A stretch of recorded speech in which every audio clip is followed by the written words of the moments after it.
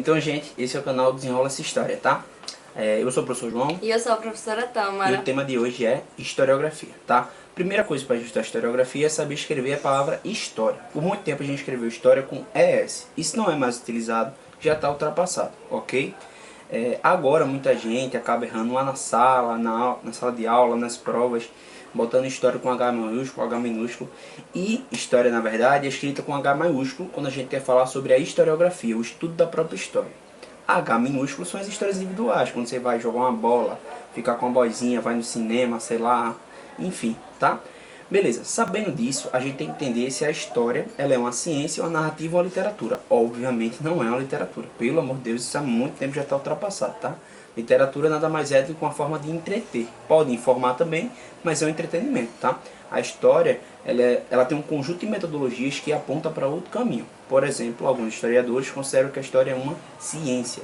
Sendo assim, ela tem por objetivo informar a partir de processos metodológicos. Alguns historiadores não concordam com essa ideia de que a história é uma ciência porque ela não replica os fatos, o que as ciências fazem, como a física, a química e a matemática. Então a gente fala que a história poderia também ser uma narrativa, com seu conjunto de metodologias tentando explicar a história a partir de um caminho que foi construído com fontes que a gente vai discutir já já. Beleza? Sabendo disso, a gente tem que entender quais são os processos metodológicos da história. Então, a história ela vai ser montada através das fontes históricas, certo? As fontes elas podem ser qualquer coisa. A gente pode utilizar um livro, uma lei, certo? Um vídeo, uma novela, um documentário, até uma entrevista oral, ela pode servir como uma fonte histórica. E aí é trabalho do historiador analisar essas fontes históricas e montar uma narrativa em cima dessas fontes, certo?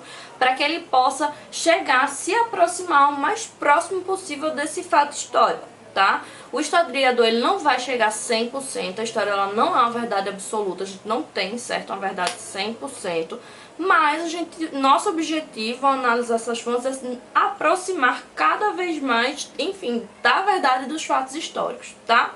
É importante também salientar para vocês, assim, para que vocês saibam, que o historiador ele tem que ser imparcial.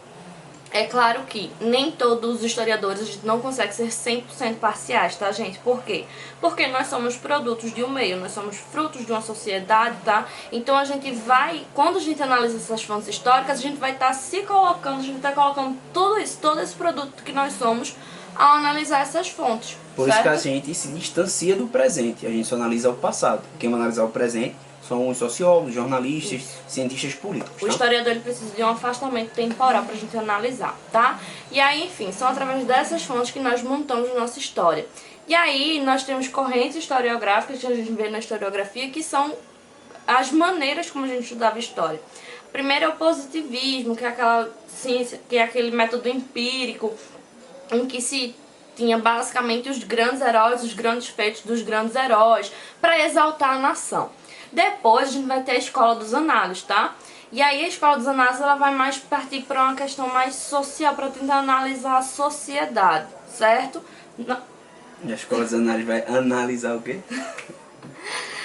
Ai, meu Deus. Enfim, para analisar a sociedade. Depois a gente vai ter o marxismo, tá? O marxismo ele vai tomar como direção a questão econômica. Então, como essas sociedades elas são formadas do ponto de vista econômico, certo? E depois do marxismo, a gente tá vendo, assim, o mais atual, né? É a história a história social, certo?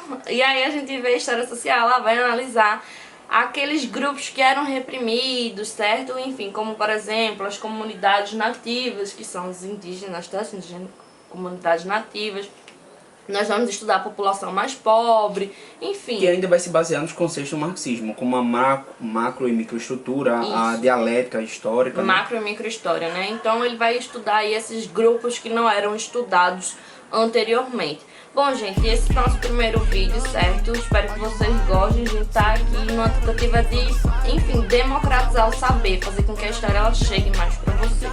Qualquer dúvida a gente vai deixar um e-mail na descrição e também vai deixar um resuminho lá, importante da olhada. Beleza? Até a próxima. Tchau, tchau.